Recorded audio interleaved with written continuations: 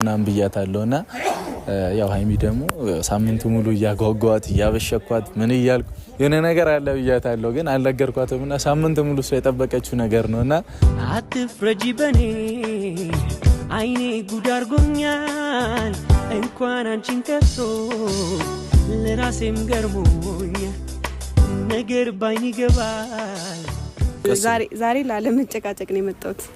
ሰላም ደለች ቤተሰብ እንዴናችሁ? ቀለጠ ልቤ።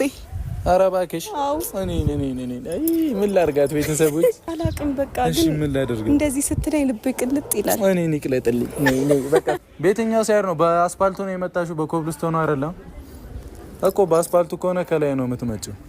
ማነች? እንዴት ብዬ ልንገርሽ? ከሰው ጋር ታስተዋውቀኝ ነው? ደስ አለሽ? እሺ ዛሬ ለመጀመሪያ ጊዜ በአንድ ቪዲዮ አንድ ላይ ልትመጡ ነው